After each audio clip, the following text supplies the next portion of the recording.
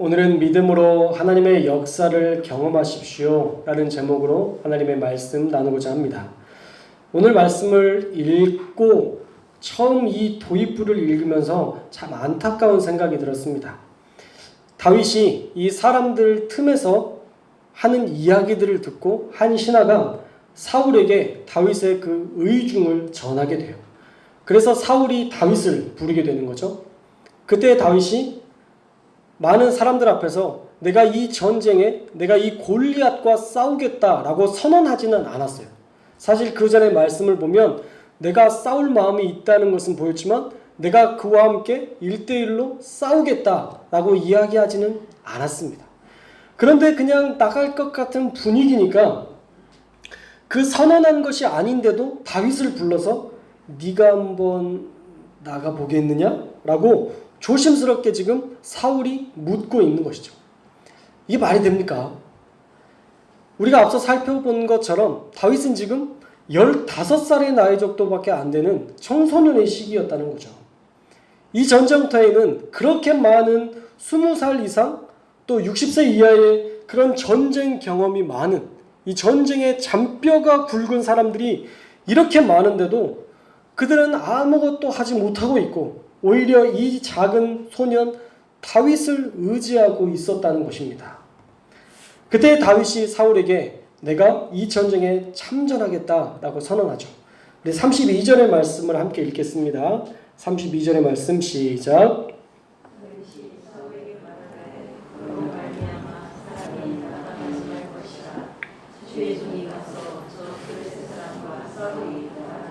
아멘. 자, 이스라엘의 왕이었던 사울은 아무것도 하지 못하고 있고 15세 소년 다윗이 블레셋 사람과 싸우겠다. 그러니 낙심하지 마십시오 라고 그를 오히려 위로하고 있습니다.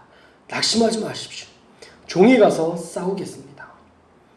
그래도 사울이 일말의 양심은 있습니다. 33절에 보면 너는 소년이고 이 골리앗은 용사니까 싸울 수 없다 라고 만류하긴 해요.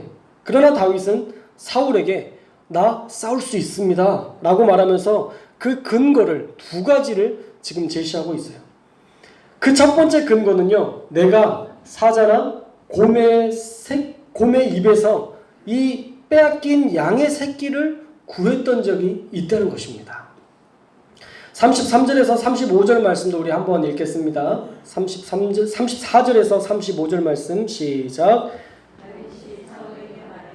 주의 종이 아버지의 양을 지킬 때에 사자나 곰이 와서 양떼에서 새끼를 물어가면 내가 따라가서 그것을 치고 그 입에서 새끼를 건져내었고 그것이 일어나 나를 해하고자 하면 내가 그 수염을 잡고 그것을 쳐 죽였나이다.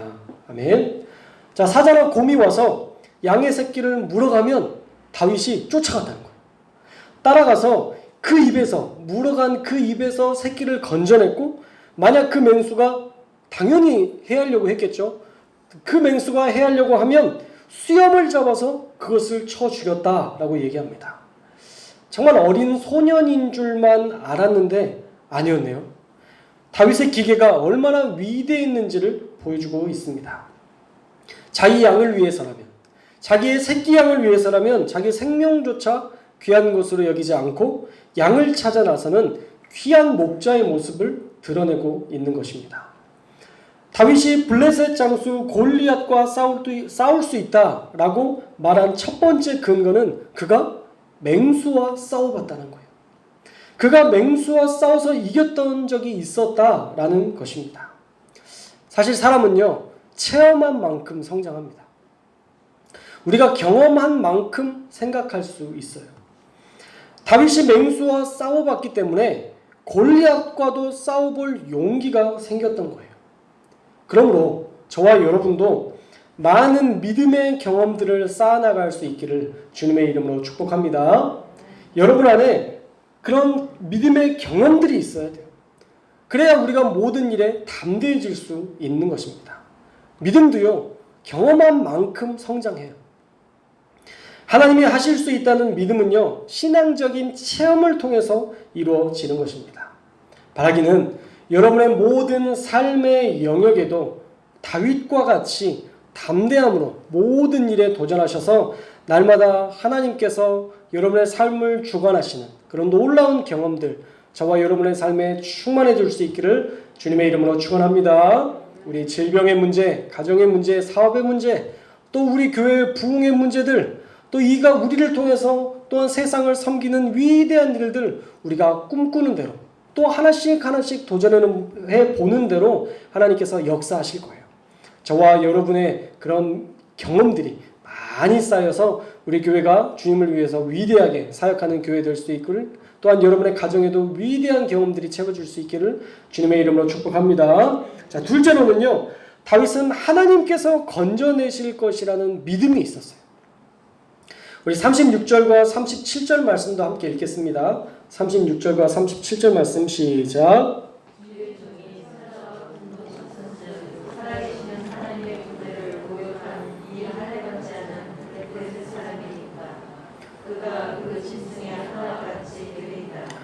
또 다윗이 이르되 여호와께서 나를 사자의 발톱과 곰의 발톱에서 건져내셨은즉 나를 이 블레셋 사람의 손에서도 건져내시리이다. 사울이 다윗에게 이르되 가라, 여호와께서 너와 함께 계시기를 원하노라. 아멘. 자, 살아계신 하나님의 군대를 모욕한 자는 내가 죽였던 사자와 곰처럼 죽게 될 것이다 라고 선포한 후에 하나님께서 나를 사자와 곰의 발톱에서 구하셨던 것처럼 이 블레셋 사람의 손에서도 건지실 것을 믿습니다 라고 고백하고 있어요. 자, 여기에 놀라운 고백이 나오죠. 다윗은 내가 사자와 곰을 죽였던 주체가 아니라는 것을 인정합니다. 37절 말씀을 보면 나를 사자의 발톱과 곰의 발톱에서 건진 것은 나 스스로의 능력이 아니라 바로 여호와께서 건져주신 것이다 라는 분명한 고백을 하고 있어요. 그리고 이어서 맹수의 손에서 나를 건지신 하나님이 이 블레셋 사람에게서도 건지실 것이다 라고 믿고 있습니다. 그러나 다윗이 하나도 안 두려웠을까요? 다윗이 하나도 두려움 없이, 아무런 두려움 없이 지금 이런 선포를 하고 있을까요? 아니에요. 우리가 37절 말씀을 보면 이 안에 분명한 두려움이 느껴집니다. 건지실 것이다 라는 표현이 사실 두려움이 포함된 표현이잖아요. 나를 건져주실 거야. 이게 막 담대함으로 이야기하는 게 아니라 뭔가 두려움 속에서도 하나님은 분명히 나를 포기하지 않으셔 라는 막연한 용기와 희망과 믿음을 가지고 선포하는 것이잖아요.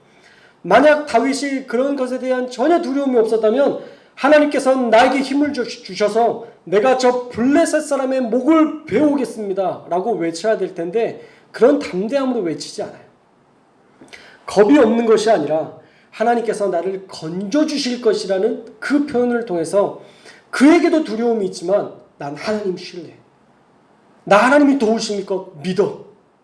나 나아갈 거야 라고 자기 스스로에게 또 하나님에게 지금 고백하는 그러한 모습을 우리에게 보여주고 있는 것입니다.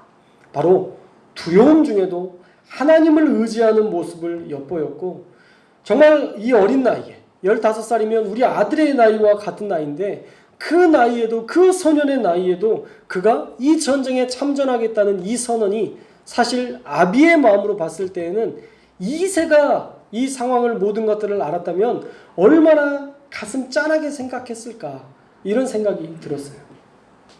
어떻든 이 어린 소년의 이 기계를 인정해서 사울은 이 전쟁에 다윗을 보내기로 결정합니다.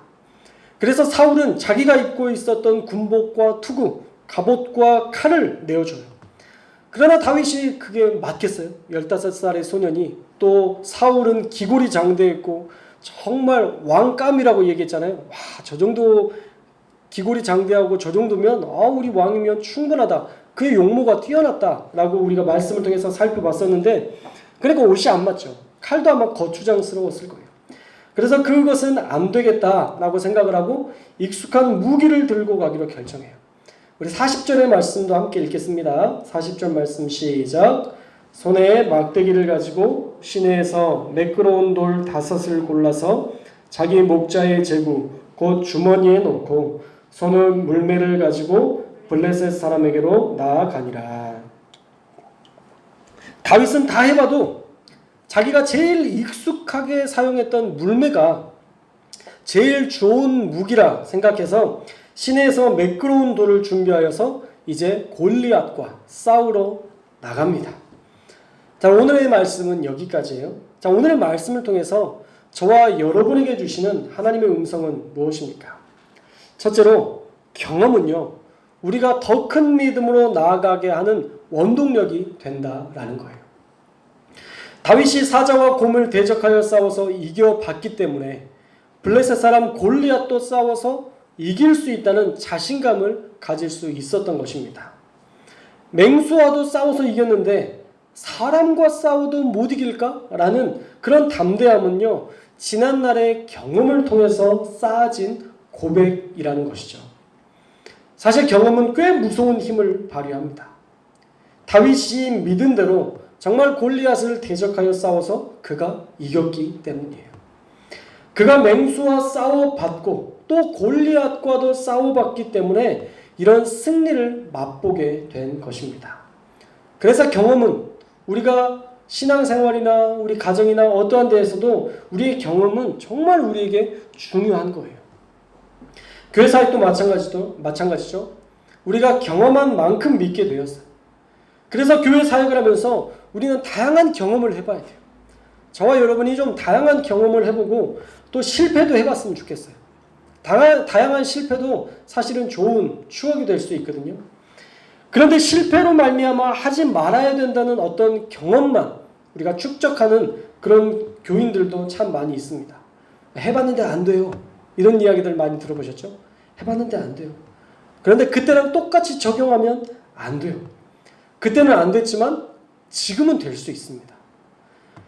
그때는 하나님의 응답이 없었지만 지금은 하라는 음성이 우리에게 주어질 수 있어요. 그래서 미리 포기하면 안 됩니다. 여러분, 어떠한 것이든 미리 포기하지 않기를 주님의 이름으로 축복합니다. 사실 골리앗은 가능성이 있는 싸움이었어요. 골리앗이 훨씬 더 이길 만한 조건이 충분했죠. 확률로만 따지면 안 나가야 되는 싸움이었습니다. 그러나 하나님이 주신 그 거룩한 분노로 나아갈 때에 하나님께서 승리케 하셨잖아요. 안 된다는 생각을 버리는 게 사실 믿음의 시작이에요. 할렐루야. 안 된다는 것을 버리는 게 믿음의 시작입니다. 안 된다는 것을 가지고 있는데 여러분 믿을 수 있어요? 절대 안 돼요. 이미 안 된다는 걸 믿고 있기 때문에 우리 안에 믿음이 들어올 수가 없는 거죠. 그래서 안 된다는 생각을 먼저 버리는 거예요.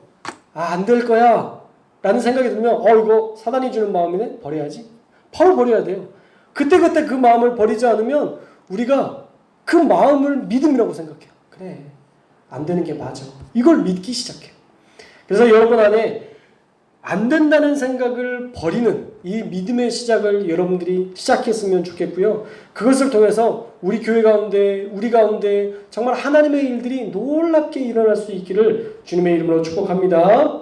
우리 성도님들 모두가 앞으로의 우리 교회 사역에도 안 될 거라는 생각을 좀 버리셨으면 좋겠어요. 우리 교회는 안 돼. 우리 교회는 너무 작아. 우리 교회는 이것 때문에 안 돼. 이게 없어서 안 돼. 아니요. 만들어가면 되잖아요. 교회 주일학교 예배가 이루어지지 않고 있고 안 된다, 더 이상 못하겠다, 이렇게 포기해버리지 말고 만들어가면 되잖아요. 예배 시간을 바꿔서라도 우리가 예배를 시작하면 되는 것이고요.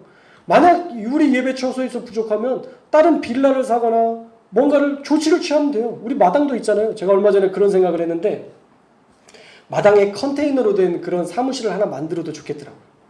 에어컨이나 난방, 냉난방에 설치해놓고 사무실로도 쓰고 또 이렇게 할 수 있다고 하면 방법은 너무 많아요. 안 하려고 하니까 방법이 없는 거지, 하려고만 하면 다양한 생각들, 다양한 고민들을 통해서 특히 우리가 고민하고 끝나는 게 아니라 우리가 고민하고 기도하면 어떻게 돼요? 하나님이 일하시잖아요. 우리가 하나님이 일할 것까지 우리의 부담으로 여기지 말자고요. 우리는 계속 꿈꾸는 거예요. 하나님 이거 어때요? 하나님 이렇게 바꿔보면 어떨까요? 이렇게 한번 해보시는 건 어때요? 계속 하나님 앞에 귀찮게 하면 하나님이 그 중에 하나 딱 집어서 야 이게 제일 좋겠다 우리에게 말씀하시고 그대로 이루시는 분이라니까요. 저와 여러분이 믿으시기 바랍니다. 우리 교회 정말 좋은 교회 될 거예요. 우리 교회 이 옥년동 지역에서 가장 좋은 교회가 될 거라 믿습니다. 저는 의심하지 않아요. 의심하면 안 되거든요. 특히 담임 목사가 그걸 의심하고 있으면 되겠어요? 안 되겠어요? 안 되죠. 내가 안 믿고 있는데 어떻게 하나님이 역사하세요? 그래서 저부터 믿으려고 해요. 하나님, 우리 교회가 가장 좋은 교회가 될 줄 믿습니다. 계속 선포하는 거예요. 여러분의 가정이 가장 좋은 가정이 될 것이라 믿습니다. 선포하는 거예요. 우리의 자녀가 나보다 더 큰 믿음으로 성장할 수 있을 줄 믿습니다. 선포하는 거예요. 그 다음 일은 하나님께 맡기고. 그래야 쉬워요. 제가 최근에도 그런 고백했잖아요. 내가 뭔가 막 우리 교회를 바꿔보려고 하고 막 부흥되기를 바라고 해보니까 제가 지쳐요. 제가 힘들어요. 제가 계속 마음에 어려움이 찾아와요. 그래서 다 내려놓고 이제 하나님께서 주인 되어주시고 하나님께서 일하세요 이렇게 올려드리고 저는 기도만 하고 있어요. 그러니까 막 안 나오던 분들도 막 교회 예배에 나오기 시작하고. 오늘 왜 이렇게 악기팀을 구성한지 아세요? 지난주에 이렇게 기타를 치는데 막 드럼 소리가 들리더라고요. 혼자 찬양 인도를 하는데 막 드럼 소리가 들리고 막 찬양 소리가 들리는 것 같아서 이게 뭐지? 이렇게 생각하다가 하나님이 한 달에 한 번이라도 이 악기팀을 구성해서 이게 모든 악기를 가지고 하나님께서 예배하기를 원하시나 보다 라고 생각만 하고 있었는데 우리 오시원 집사님께서 주일날 목사님 금요 예배도 나올게요 그러길래 이건 응답이다. 할렐루야. 죄송해요 집사님 베이스 좀 쳐주세요. 제가 그렇게 이 말씀을 드리고 급하게 사실 드럼도 기대도 안 했어요. 우리 예건이 오라고 하면 부담되잖아요. 사실 힘들까봐 예건이한테 오라는 얘기도 안 하고 있었는데 내가 드럼 칠까? 아유 좋지. 거절하지 않았습니다. 아유 좋지. 그래서 예건이 드럼 친다고 그러길래 우리 사모님이 지금 피아노를 기초반으로 지금 계속 배우고 있거든요. 코드만 쳐. 내가 기타 소리가 훨씬 크니까 코드만 치세요. 그래서 앉혀놓고 이렇게 다 했는데 너무 좋은 거예요. 찬양을 하면서. 제가 꿈꾸던 이 금요철야의 모습이 이거거든요. 함께 마음껏 찬양하고 기도하고 마음껏 울고 내 마음을 토로할 수 있는 자리가 하나님께 정말 내 마음을 토로할 수 있는 자리가 됐으면 좋겠다 생각됐는데 사실 저도 은혜 받아야 돼요. 저도 은혜를 받아야 되는데 기타 하나로 혼자 막 하고 있으면 막 제 안에 있는 모든 진이 다 빠지는 그런 느낌이었는데 그래서 금요일 저녁이면 아팠어요. 막 감기 몸살처럼 막 아파하고 힘들고 또 토요일날 설교 준비하려고 하면 그렇게 힘들고 그랬는데 이 악기팀이 다 구성되고 이렇게 하니까 너무 힘이 나고 너무 재밌네요. 여러분도 좋으시죠? 한 달에 한 번만 이렇게 하려고 하는데 혹시 우리 예건이가 또 도전하고 매주 나오겠다고 하면 또 계속 하는 거예요. 예건이가 OK 사인을 들었습니다. 이렇게. 좋아요. 오시원 집사님은 제가 묻지 않겠습니다. 오시면 하시고 안 오시면 건강상의 그것들이 있기 때문에 제가 막 이렇게 해달라고 얘기는 못해요. 그래서 저번 카톡에서도 지금 시간 되시고 몸 좋으시면 지금 집사님 꼭 해주십시오 라고 부탁을 드렸는데 우리 집사님이 정말 이 봉사하시면서 이 몸에 안 좋은 그런 것들도 많이 좋아졌고 또 맞는 그런 것들이 하나씩 돼서 그 전에는 이 약이 맞지 않는다고 해서 되게 힘들어 하셨었는데 지금은 그 약이 잘 맞고 또 회복 가운데 있다고 해서 제가 꿈꾸던 게 사실 그거예요. 제가 꼭 베이스를 쳐야 되는 거 아니에요. 근데 집사님이 사역의 자리로 나와야 하나님의 은혜를 경험할 수 있다는 게 너무 분명해서 집사님께 그렇게 부탁을 드렸는데 사실은 집사님이 그 씨앗이 돼서 이 악기팀이 계속 구성이 되고 만들어지고 있어요. 집사님이 정말 간증의 도구가 되고 있어요. 저희가 기도하는 것처럼. 사랑하는 여러분, 저와 여러분이 그런 하나님의 역사를 기대하고 선포하고 하나님의 일들을 일어날 것을 미리 체험하지 않아도 미리 하나님 앞에 아뢰고 하나님의 역사를 경험하는 그런 믿음의 사람들이 될 수 있기를 주님의 이름으로 축복합니다. 그래서 우리가 더 큰 믿음으로 계속 성장해야 돼요. 처음에는 맹수 죽였지만 그 다음엔 골리앗 죽이고 골리앗 죽이니까 어떻게 돼요? 그 다음부터 다윗이요 전쟁하는 데마다 승리해요. 이런 역사들은 제일 작은 저기 처음에 늑대가 왔을 때 무서워서 돌 던지면서 나사렛 예수 그리스도는 안 계셨겠네요. 그때 하나님의 능력의 이름으로 물러가라 그러면서 돌을 던지는 그 시작부터 하나님을 의지하고 돌 던졌던 그 시작점부터 시작해서 다윗이 그 당시에 있는 모든 나라를 다 섭렵할 수 있게 되는 그런 계기가 그 시작점에 있었다는 거예요.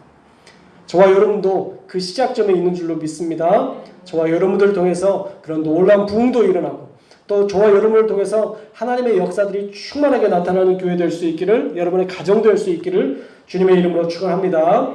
두 번째는요, 경험을 넘어서 믿음으로 도전하는 교회가 될 수 있기를 주님의 이름으로 축원합니다. 우리는 경험한 만큼 믿고 살지만 더 놀라운 신앙은요, 믿는 만큼 경험하기를 바라는 사람이 훨씬 더 놀라운 일들을 경험하게 돼요. 이 말씀이 이해가 되시는지 모르겠어요? 우리는 딱 경험한 만큼만 가능하다고 생각하잖아요. 그런데 그렇지 않아요. 경험보다 더 중요한 것이 성경에 계속 도전되고 있어요. 그것이 뭐냐면 하나님을 향한 믿음이에요. 경험한 것까지만 믿으면 한계가 있지만 믿는 것까지 이루어질 것이라고 생각하고 사역하면 한계가 없으신 하나님을 경험하게 됩니다. 결국 경험으로 믿음을 이끌어가기보다는 믿음으로 경험을 이끌어가는 것이 훨씬 더 크신 하나님을 만나게 된다는 것이죠. 사랑하는 여러분, 경험으로 믿으실래요? 아니면 믿음으로 경험하실래요? 그것은 전적으로 우리의 손에 달려 있습니다. 바라기는 저와 여러분이 믿는 만큼 경험할 수 있기를 주님의 이름으로 축원합니다. 그래서 하나님께 많은 것을 간구하고 더 크신 하나님을 날마다 경험하는 저와 여러분들이 되시기를 주님의 이름으로 축복합니다. 자, 세 번째로 마지막이에요. 우리의 은사대로 사역해야 된다는 거예요. 우리의 옷에 어울리지 않는 것을 입고 사역하면 결국 그 불편함이 남들도 불편하게 만들어요. 그래서 교회 사역은요, 은사대로 사역해야 됩니다. 그러려면 내가 어떤 은사를 가졌는지 알아야 하고 그 은사 안에서 내가 할 수 있는 것을 찾아야 모든 일들이 순조롭고 은혜롭게 진행될 수 있어요. 제가 교회 사역을 하다 보면 기도의 사명자가 있어요. 그분들은 기도하셔야 돼요. 기도하는 게 별로 어렵지 않거든요.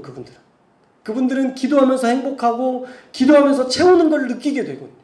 그런 분들은요, 기도의 사명자인 거예요. 그런 분들은 기도하셔야 돼요. 또 예배의 사명자가 있습니다. 예배의 사명자가 있다는 것은 사실 우리 교회에 와서 제가 처음 느낀 건데, 예배의 자리를 지켜주는 것만으로도 목사에게 힘이 되는 사람이 있어요. 그분이 바로 여러분들이에요. 저는 여러분들이 예배의 자리에 나오면요, 그렇게 힘이 나요.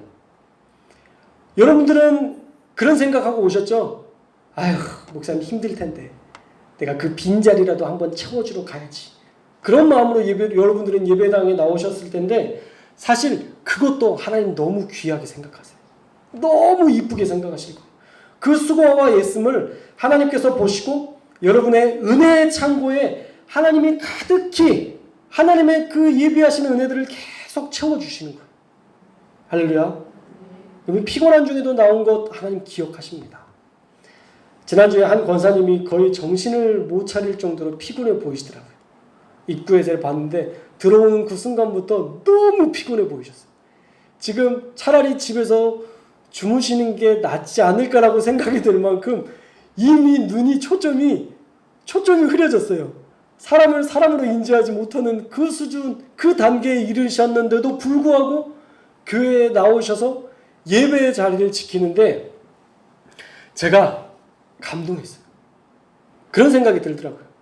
내가 평신도라면 어땠을까? 전 잤을 거예요. 그래서 하나님이 목사시키나 봐요. 예배 계속 드리라고. 저희가 평신도라면 이 정도 피곤하면 하루 정도는 건너뛰어도 되겠다 생각하고 전 잤을 거예요. 그런데 그 피곤한 몸을 이끌고 와서 예배의 자리를 지키려고 하는 그 모습에 제가 얼마나 감동했는지 몰라요. 그 예배의 자리를 지킨 것 하나님 기억하신다니까요. 사랑하는 여러분, 여러분의 자리가 있어요. 기도의 자리가 있고 예배의 자리가 있고 찬양의 자리가 있고 여러분들 각자가 하나님이 주신 은사대로 사역해야 될 그 사역의 자리가 있어요. 나중에 우리 교회가 조금 더 안정적이 되고 또 이 코로나가 안정적이 되면 사회봉사 팀을 만들어서 그 팀으로 이제 봉사하는 일들도 하게 될 거예요. 여러분 그런 자리 지키셔야 돼요. 그래야 가난하고 헐벗고 굶주린 자들을 돕는 일들을 우리가 할 수 있는 거죠. 우리가 예배 자리에서 은혜를 느끼며 은혜를 끼칠 수 있는 그 자리에서 우리가 사역을 할 때 하나님께 영광을 돌릴 수 있고 우리의 예배도 되게 풍성해질 수 있었던 것처럼 우리가 여러분의 자리, 각자의 자리를 지켜내야 된다는 거예요. 각자의 자리가 있어요. 우리 김신옥 집사님이 계속 이 꽃꽂이를 봉사하니까 교회가 얼마나 아름답게 가꿔지고 예쁘게 가꿔집니까? 우리 각자의 자리에서 그 일들을 해주면 우리가 행복을 느낄 수 있는 도구가 될 수 있다는 거예요. 내가 기뻐서 할 수 있고 또 하나님께서도 기뻐하셔서 축복하시고 이 모든 것들이 선을 이루어서 우리 교회도 잘 되고 우리의 가정도 잘 되는 그런 역사들을 우리가 만들어낼 수 있다라는 것입니다. 사랑하는 여러분, 저와 여러분이 어떤 은사를 가지고 있는지 분명히 알 수 있기를 주님의 이름으로 축복합니다. 여러분의 사역을 어떤 것을 사역할 때 어떤 사역을 할 때 행복한지를 알아야 되고 그게 행복하면 그 자리 지켜야 돼요. 그거 할 때 행복하면 그 자리 지키셔야 돼요. 재정부 하시면서 이렇게 돈 세는데 막 행복감이 느끼면 그 자리 지키셔야 돼요.